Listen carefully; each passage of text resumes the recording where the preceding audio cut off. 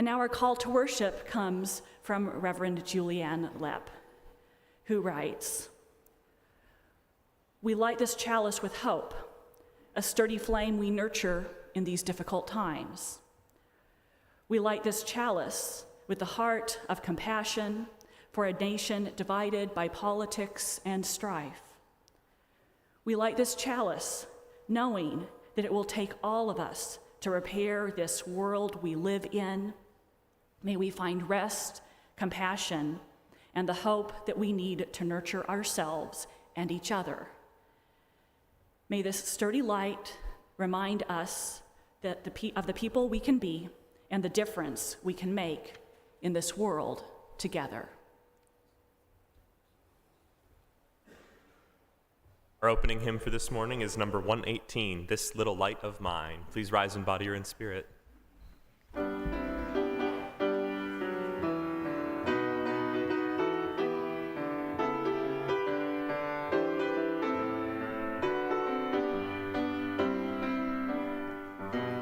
This little light of mine, I'm gonna let it shine. This little light of mine, I'm gonna let it shine. This little light of mine, I'm gonna let it shine. Let it shine, let it shine, let it shine. Everywhere I go, I'm gonna let it shine.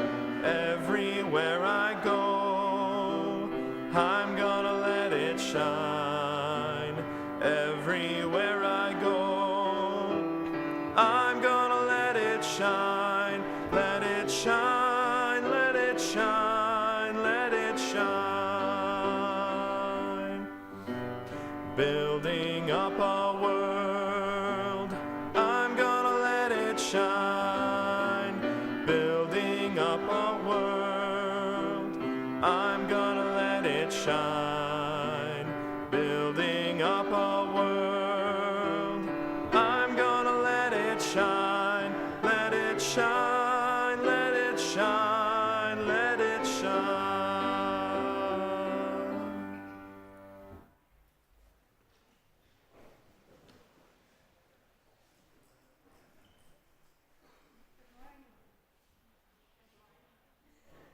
This is Marcia Cheney, and I'm a worship associate here at UUS. My pronouns are she and her. I'm a slightly shorter than average white woman with shoulder-length purple and brown hair. The flame of our chalice is a beacon to those of us who seek sanctuary, who seek knowledge, who seek hope. Let its bright fire call us deeper into worship together. Please join me in saying our chalice lighting words as Alex lights our chalice. Life is a gift for which we are grateful. We gather in community to celebrate the wonder and mystery of this great gift.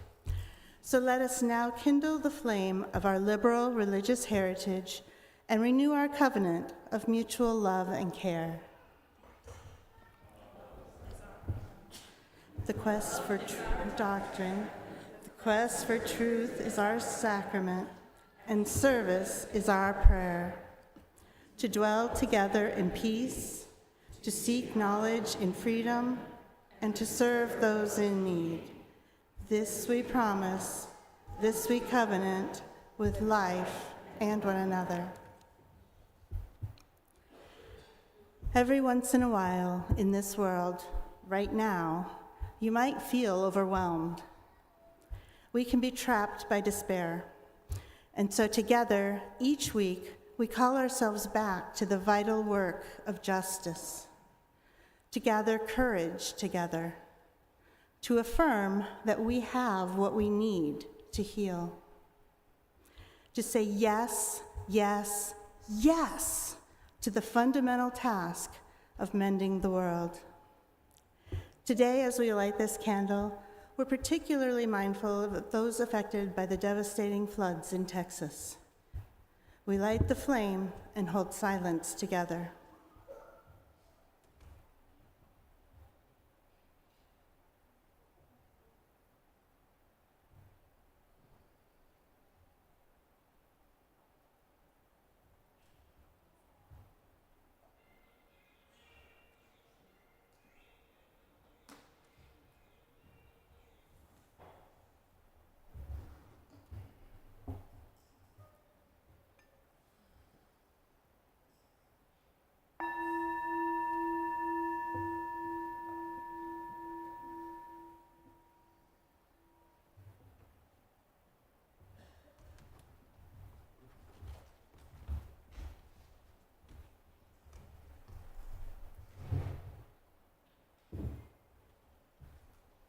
Good morning. My name is Nick Kaplan. My pronouns are they, them, and I am the grateful director of Lifespan Religious Education here at UUS. And I have the pleasure of sharing our Time for All Ages with someone I am sure many of us hold very dear. We have a brief video to watch, so my friends who are in the Commons, you might want to come this way so that you can see and hear what's on the screen a little bit better. You don't have to, but you're welcome to come in, encouraged even. Could we have our video, please? Thank you.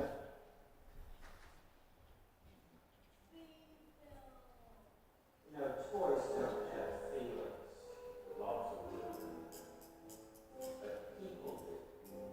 Sometimes people use toys in their play about their feelings. For instance, do you ever use your toy to help you with your angry feelings?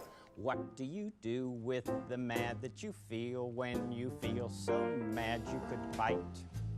When the whole wide world seems oh so wrong and nothing you do seems very right. What do? Do you punch a bag? Do you pound some clay or some dough? Do you round up friends for a game of tag or see how fast you go? It's great to be able to stop when you've planned a thing that's wrong and be able to do something else instead and think. This song, I can stop when I want to, can stop when I wish, can stop anytime. And what a good feeling to feel like this and know that the feeling is really mine. Know that there's something deep inside that helps us become what we can. For a girl can be someday a woman, and a boy can be someday a man. That's right. Doesn't it feel good when you're just about to do something that you know is wrong and you decide to do something else, something that won't hurt you or anybody else? Doesn't that feel great? You know you're really growing then.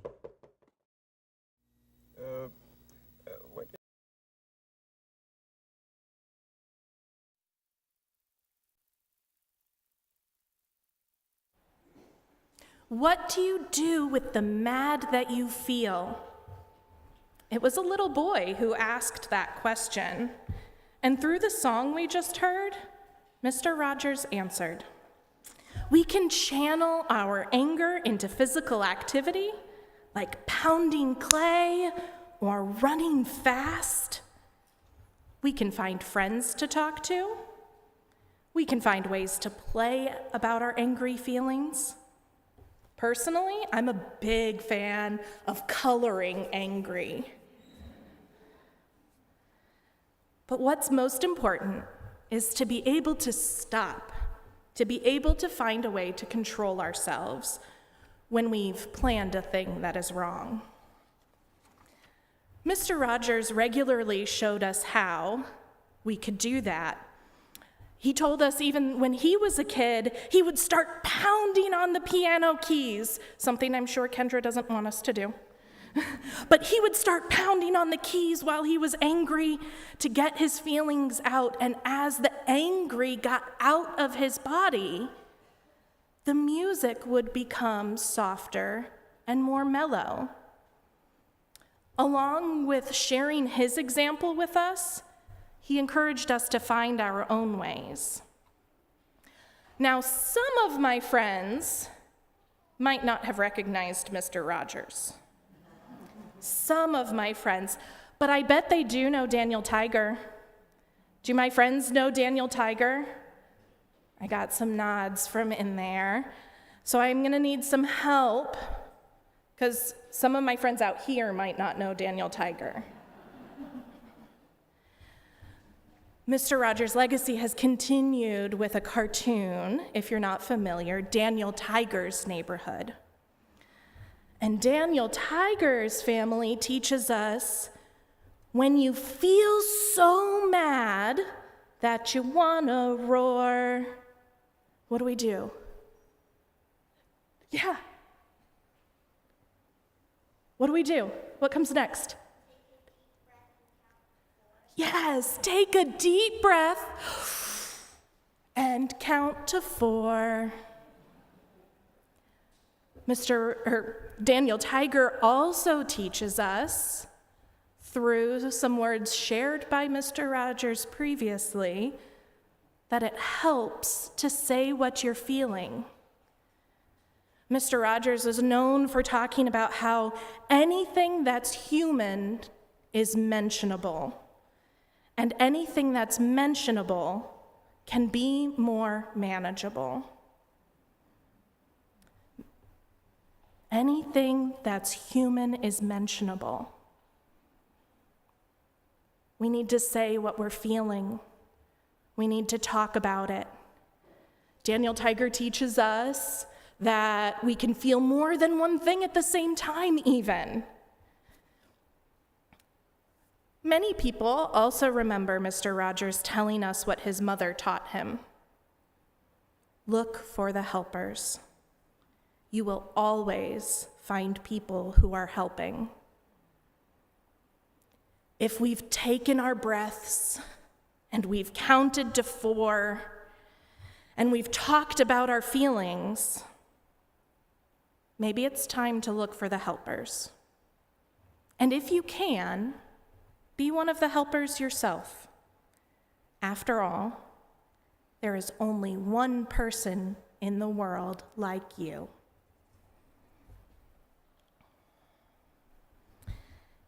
Each week, when they head to class, our children light a lantern as a symbol of the love and hope that goes with them as they explore our faith. Children, youth, and teachers who plan to go outside with our summer RE program, please come forward as Nadia lights our lantern from our chalice, and we can all join in singing "Be Open" as the children, youth, and teachers head to religious education. The words are on the screen.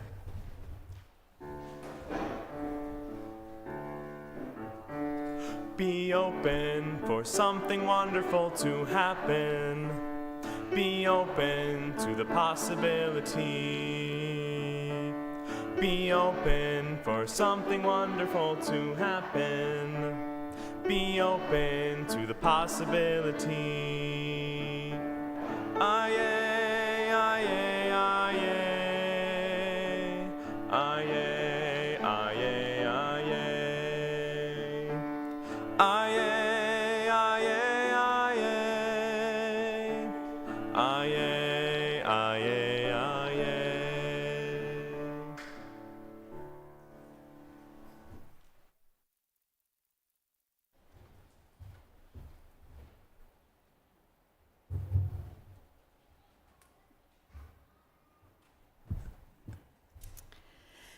Dear one, we have received your letter, and we hate to tell you. Well, not hate so much, but are a bit afraid to say we cannot grant your requests as stated, but can only remind you of familiar things. First, faith. Faith in yourself and trust in others. We know it can be terrifying to be vulnerable, but only when you share your softest side will we be able to break through together. Next, hope. Hope is not an empty fairy tale. It is the true story of all the times human beings like you have found a way to create the future, though you didn't know how. And of course, love. Love that demands you cherish all people, not just yourself, and safety. Love is not satisfied until every argument ends abruptly when one child says, That hurts. There is so much to learn and relearn. The world teaches you to be hard, to negotiate and defend, and to avoid giving too much and to the wrong people. There are no wrong people. You also are not wrong.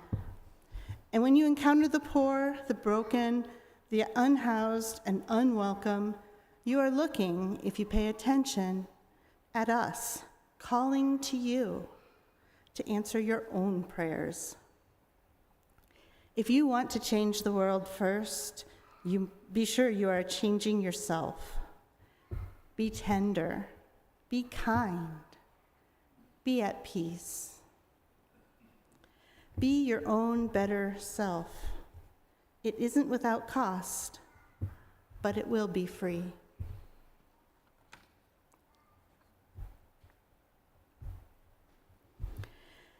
As we come together in the spirit of unity and love, we acknowledge the importance of supporting the community that nurtures us. Our members support the life and work of this Unitarian Universalist congregation with their time and their talent, and by making and fulfilling annual pledges. Our collective generosity sustains our programs, our outreach efforts, and this inspiring space. In response to the abundance we are blessed with, every week this congregation also donates generously to organizations in the community whose work aligns with our values and principles. Our community partner agency this month is the Domestic Violence Intervention Program, DVIP and RVAP, Domestic Violence and Sexual Assault Crisis Services. They provide free and confidential crisis intervention services through a 24-hour hotline and a safe shelter, advocacy with law enforcement, courts, medical and social services, counseling and support groups, housing services, youth support services, volunteer opportunities, and community education. In the sanctuary, the ushers will collect the offering. All cash contributions go directly to our community partner agency and the Community Common Fund.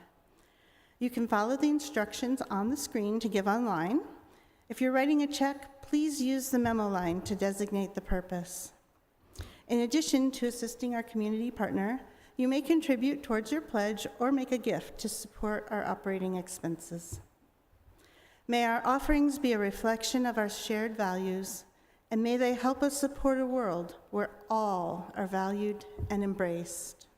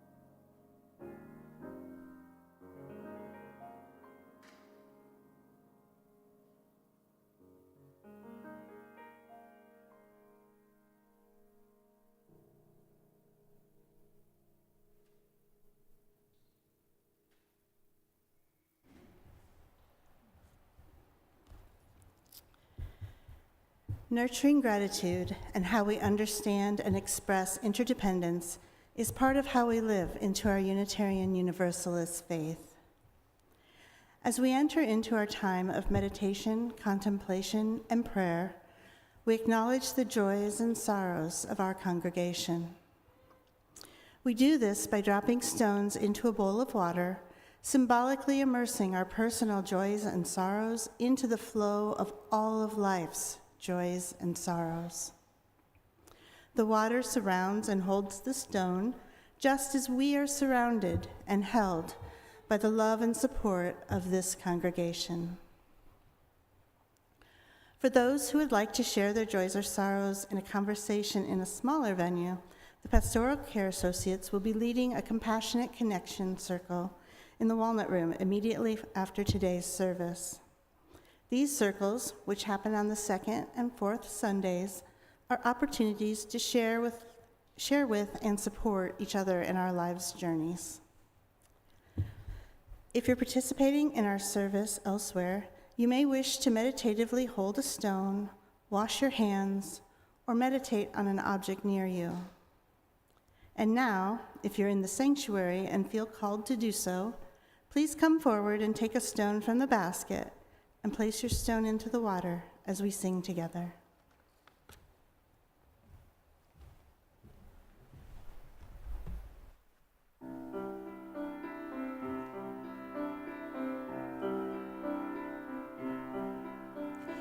There is a love holding me.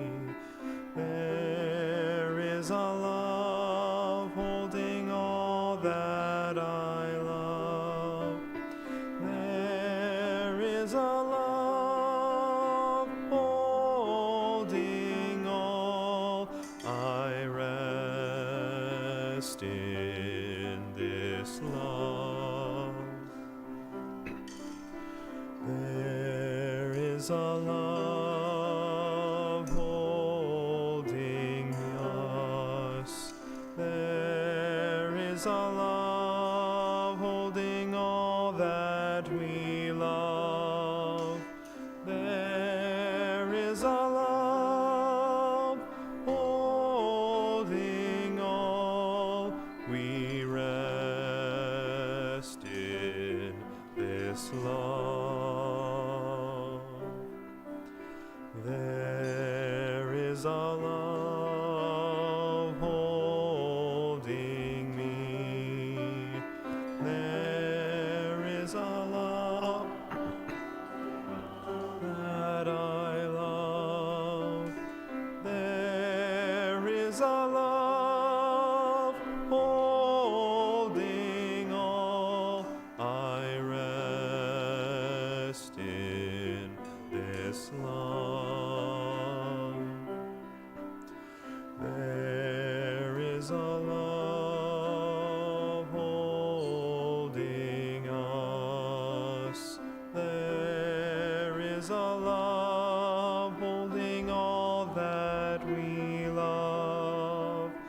There is a love holding all. We rest in this love.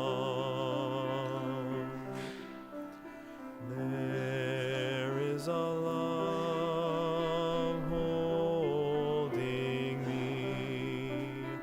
There is a love holding all that I love. There is a love holding all. I rest in this love.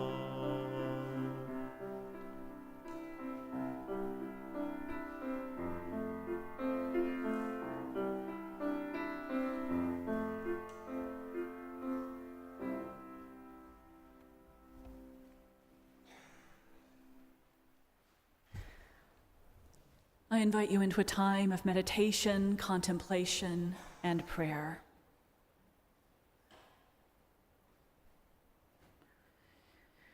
Spirit of love, in these times that try our spirits, in these times where violent floodwaters come to wipe out communities, where bombs fall, where fires rage. In this time where we see fawns frolicking, babies smiling, when we get to answer the call from a loved one we haven't seen in too long and reunite with others.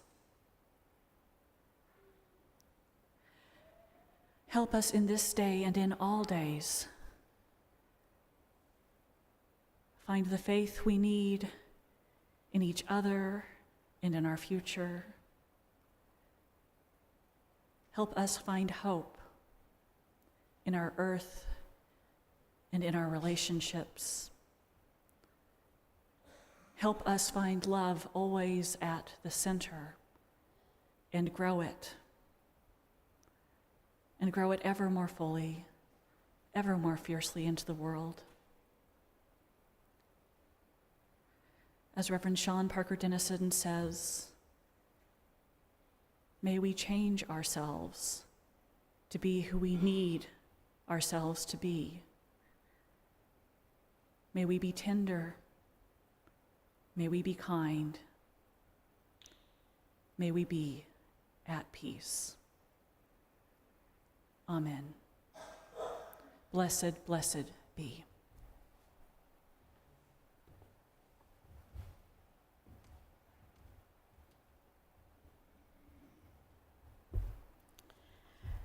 This moment raises important questions about the future of our country, the safety of those targeted for oppression because of their identities, and the resilience of our collective democracy. We find ourselves pulled both outward to the actions we hope will make a difference, and inward towards the relationships of communal care from which such actions must arise. In challenging times like these, our faith calls us to find strength in each other. We are a sanctuary people, a people who aim to create safety for both body and soul within our communal spaces. We are also a faithful people, drawn to congregations and community, drawn to communal care, not just by our ethics, but by our historic religious tradition.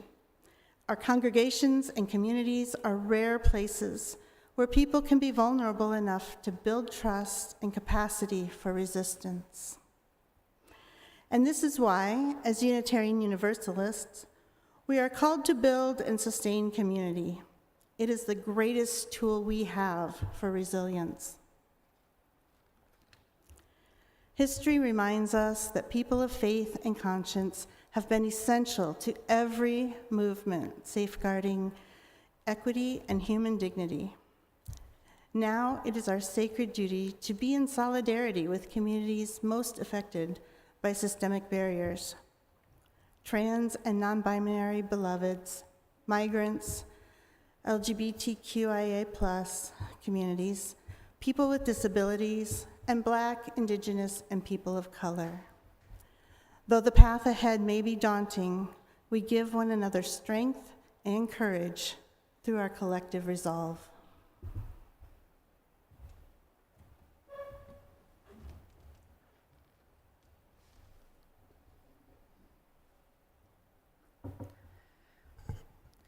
Last week, when I spoke with you about what's happening in this country, in this moment, and the rise of authoritarianism, I ended by sharing a few specific things that scholars on authoritarianism have lifted up as crucial in these times. Now, earlier, Nick shared some great things that we can do to help ourselves manage our feelings when we get overwhelmed or scared, especially in times like those we're in. They also shared Mr. Rogers and Daniel Tiger's reminders to look for the helpers and their invitation to be those helpers. Today, I want to delve a little deeper into these and how our Unitarian Universalist faith calls us to be helpers by engaging with the things that scholars say will help us counter rising authoritarianism. Yes, this is part 2. So those things that I listed last week, I don't expect you to remember all of them. The first was voting. It is absolutely crucial that we protect access to voting, that we vote, and that we help others vote. While the actions of some of our elected leaders are symptoms of underlying problems in this country, they are also undoubtedly deepening our slide into authoritarianism and white Christian nationalism. And so it is crucial that we protect elections and that we vote. Our value of justice calls us to work to create diverse, multicultural, beloved communities where all feel welcome and can thrive. One way that we do this is by promoting the right of conscience and the use of the democratic process within our congregations and in society at large, as well as by working to create a community with peace, liberty, and justice for all. Some of our most fundamental values and principles for our religion call us to actively protect access to voting, to vote, and to engage with our political system. This is very true at our national and state levels, but it is also true of our local political system. We can engage with this not only every year or every few years when elections come around, but also on a regular basis. Here in Iowa City, but also in Ames and Dubuque, we can support the good work that our local governments are doing to protect our rights and develop systems for those who are most vulnerable in the ways that we best can. We can learn about what they are doing, and we can support that good work. We can encourage them, as well as working to change things when we're concerned about particular actions, such as increasing surveillance.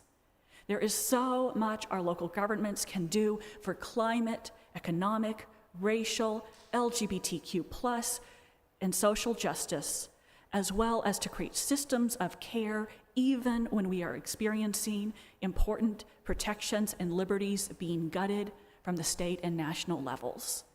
Here in Iowa City, there is so much, and in Johnson County, there is so much that is positive that is being done. I know less about Ames and Dubuque, but I know that there are things that you can do there too to help foster resiliency. There are many, many ways that we can use our power to act at our local levels for more justice, liberty, peace, and equity. This is a good in and of itself. It helps us develop programs that other cities and towns can use or refine things from other places, and it also helps build our muscles for engaging at state and national levels. What's more, it helps us develop the relationships and skills that we need to protect the vote generally. Now that next thing, that second thing that scholars of authoritarianism tell us we can do to help counter rising authoritarianism is to talk about what's happening and help ourselves and others maintain a sense of what normal political discourse and action look like in a healthy, pluralistic democracy.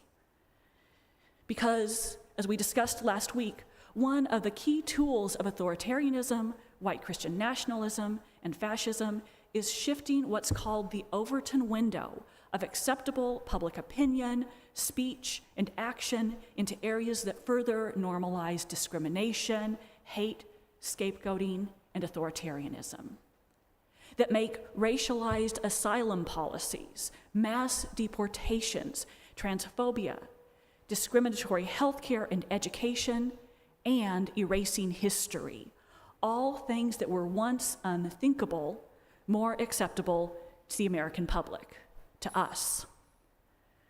We need to help ourselves and each other remember the humanity, the inherent worth and dignity of every person, and to live compassion. We need to help ourselves and each other remember what normal checks and balances on power look like and how the norms of 250 years are quickly eroding. We need to talk about what corruption looks like. We need to remember that while some things look like they're adhering to the letter of the law, they're actually fundamentally at odds with the spirit of transparency, accountability, and popular representation. We need to work together to create trust in how healthy democracies function, and we need to help ourselves and each other remember what our values and ethics call us to. We're called to engage in this work by our value of equity that declares that every person is inherently worthy and has the right to flourish with dignity, love, and compassion, as well as by our principles that call us to promote justice, equity, and compassion in human relations, that call us to free and responsible searches for truth and meaning, and that call us to encourage ourselves and each other to spiritual growth. As Bishop William J. Barber II and Jonathan Wilson Hartgrove wrote in an email yesterday to movement leaders about how we're shifting the moral narrative. When we teach moral fusion movements, we ask our students to note how low points in our nation's past often served to catalyze the moral movements that pushed America forward to a more perfect union. Even amid terrible retrogression, a shift is happening that opens the way to new and better possibilities. In opposition to Trump's big, ugly bill, two of the most powerful speeches ever given from the floor of the U.S. Senate and House quoted directly from the language that we have been using in our moral movement for the past decade. We celebrate that this message is breaking through and shaping the public narrative of moral opposition.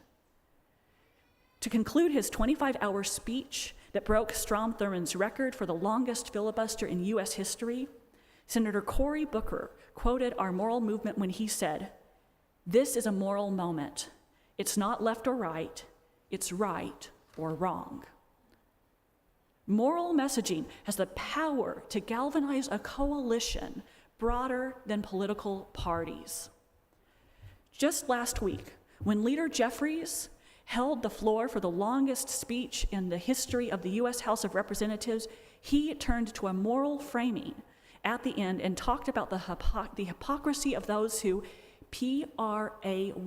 pray on Sundays, but then come to Congress to pray, P-R-E-Y, on the most vulnerable. Yes.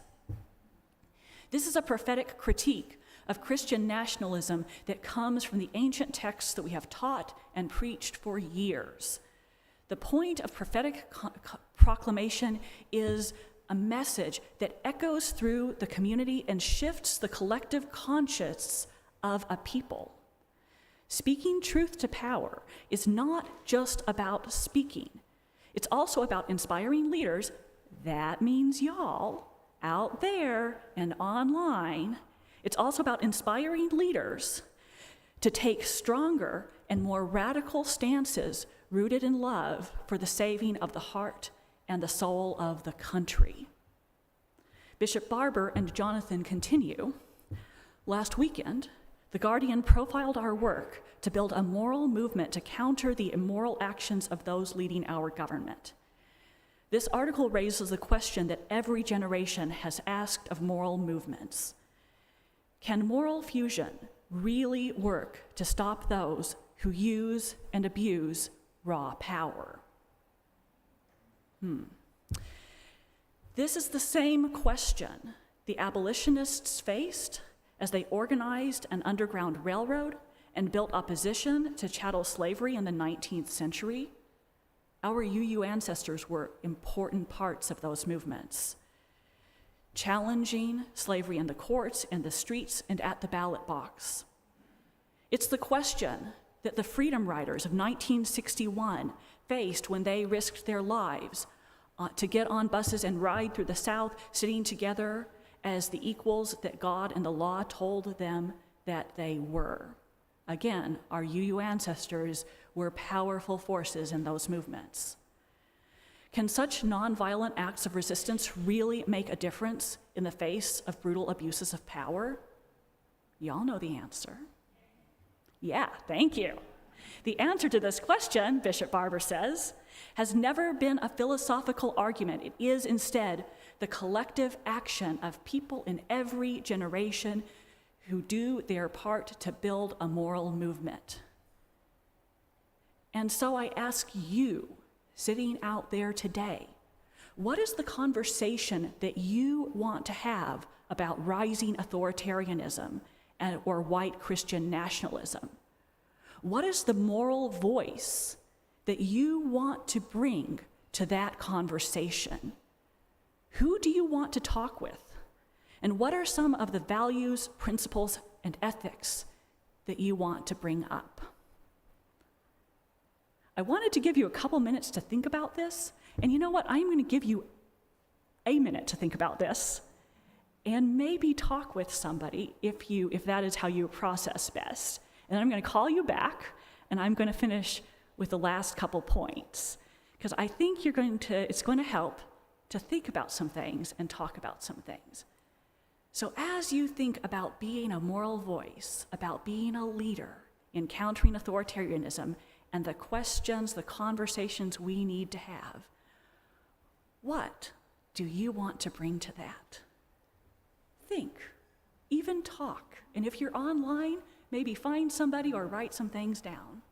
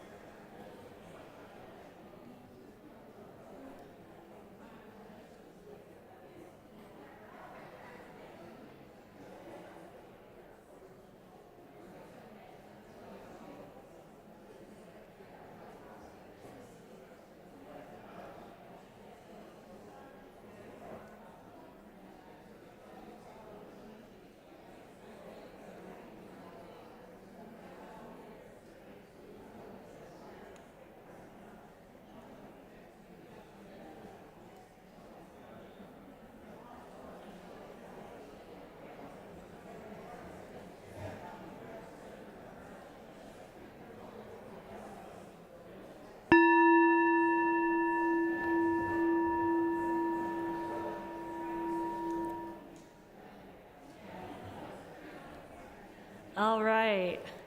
I hope that little minute and a half of conversation whet your appetite to keep talking about this, because that's so crucial.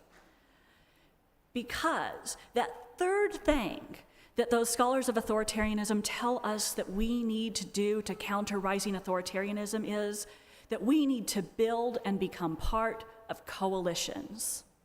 We need to mobilize ourselves as part of a network of congregations and other groups that are committed to interdependence, pluralism, equity, and compassion. We know that we are stronger together, so we need to build on that.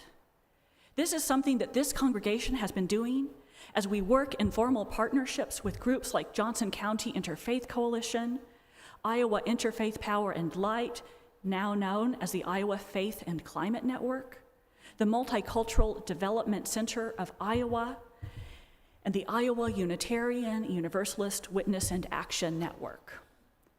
It's also part of the work that we've been doing by working to develop deeper partnerships with our monthly community partner agencies and other interfaith groups. You can learn more about this work and get engaged by stopping by the Justice Table during coffee hour on second Sundays here at UUS. If you're in Ames or Dubuque, I hope your Justice leads will drop some information in the chat about how you can get involved there. And you can also connect with the Unitarian Universalist Association's Side with Love campaign, which is linked in today's bibliography, along with other great resources. This work of faith-based community organizing needs all of us to play different roles according to our skills, our passions, and our life circumstances.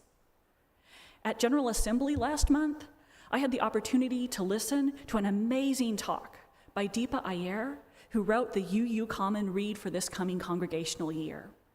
The book, which is called Social Change Now, a guide for connection and reflection, applies an ecosystem approach to the justice work we do.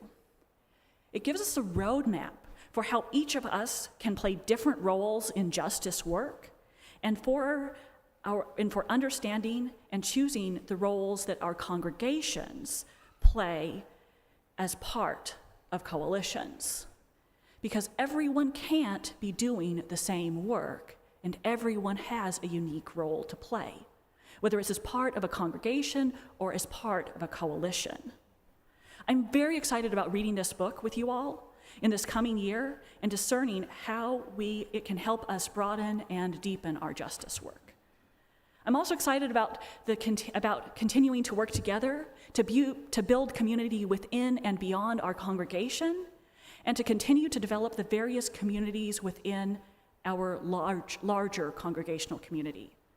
I'm excited by the skill building we have been and that we continue to do as part of developing UUS as a place of belonging and radical welcome for people who are diverse in culture, experience, and theology. You can engage in this by taking our self-paced course, Responding to the Anti-Trans Movement, which delves into some of the stuff I talked about last week in greater detail, our Mosaic Anti-Racism class this fall, or our Trans Inclusion in Congregations class this winter and spring. You can get in touch with Nick Kaplan to find out how to participate in any of those classes. As we were reminded at General Assembly, people join people, not causes. People want to be claimed by groups where they find belonging and hope. Responding to our own needs for this and the deep need of the community around us, as well as the powerful calls of our values of transformation and generosity, are why we have been and continue to engage in radical welcome work. To be part of this, you can join our Radical Welcome, Diversity, and Inclusion team by talking with Quanda Hood, or you can get involved with membership or hospitality by talking with Victoria Hewitt. As we do this work, we also need to remember that joy and rest and spiritual practices and sustenance are also part of resistance. We are a long-haul people, here to do long-haul work. And so we must celebrate joy. We must cultivate joy, celebration, appreciation, rest, and other spiritual practices that nourish our bodies, minds, hearts, and spirits. What works for one person isn't necessarily what works for another. So I hope you'll look at and engage with the various opportunities here as the new congregational year begins, or talk with staff or teams about how to develop something that doesn't exist yet. And so, I come back to these words from Reverend Dr. Sophia Betancourt, our UUA president, that Marcia shared earlier. In challenging times like these, our faith calls us to find strength in each other. We are a sanctuary people, a people who aim to create safety for both body and soul within our communal spaces. We are also a faithful people, drawn to communal care, not just by our ethics, but by our historic religious tradition. Our congregations and communities are rare places where people can be vulnerable enough to build trust and capacity for resistance. And this is why, as Unitarian Universalists, we are called to build and sustain community. It is the greatest tool we have for resilience. There are so many things we can do and are already doing to meet this moment, to create sanctuary, to be a beacon. It gives me so much hope each and every day to know what a difference we are making in this community and to see what we are continuing to work towards. May we continue to do this work together for the long haul. So may it be. Blessed be. Amen.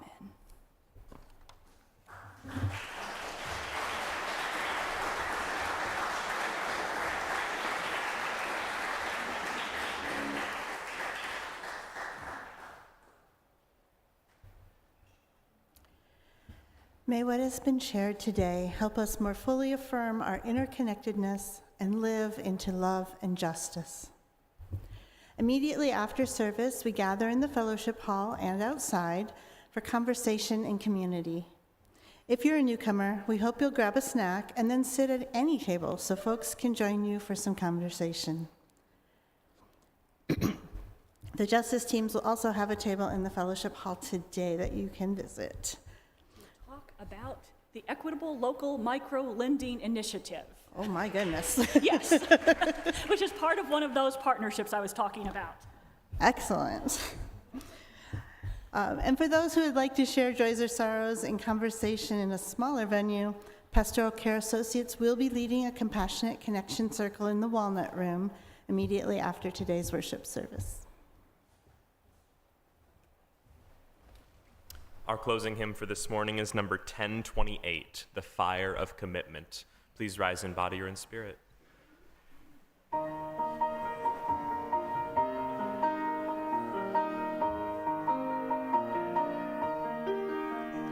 From light of days remembered burns a beacon bright and clear, guiding hands and hearts and spirits into faith set free from fear. When the fire of commitment sets our mind and soul ablaze, when our hunger and our passion meet to call us on our way, when we live with deep assurance of the flame that burns within, then our promise finds fulfillment and our future can begin.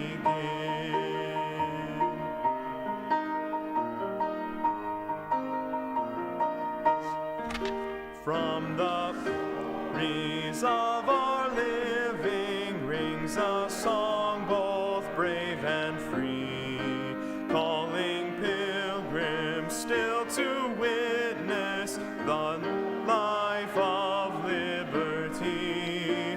When the fire of commitment sets our mind and soul ablaze, when our hunger and our passion meet to call us on our way, when we live with deep assurance of the flame that burns within, then our promise finds fulfillment and our future can begin.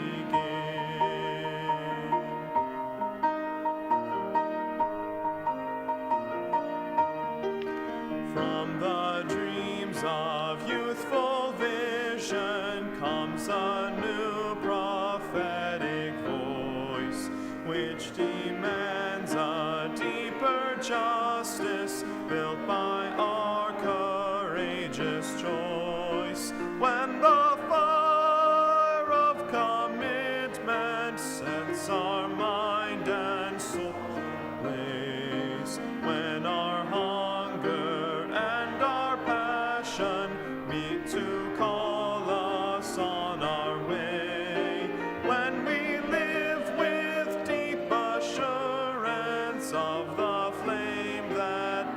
within. Then our promise finds fulfillment, and our future can begin.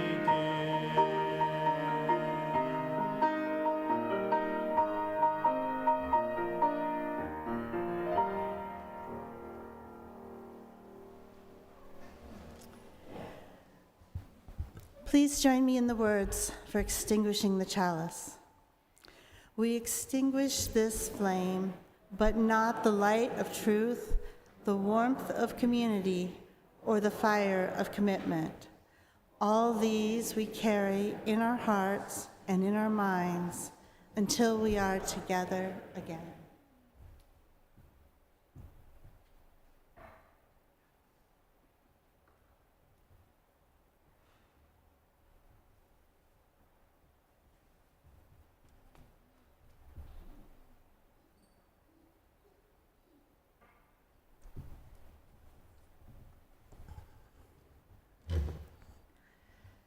As you go out into the world this day and this week, may you go attending to those messages of our better angels, to faith, to hope, to love.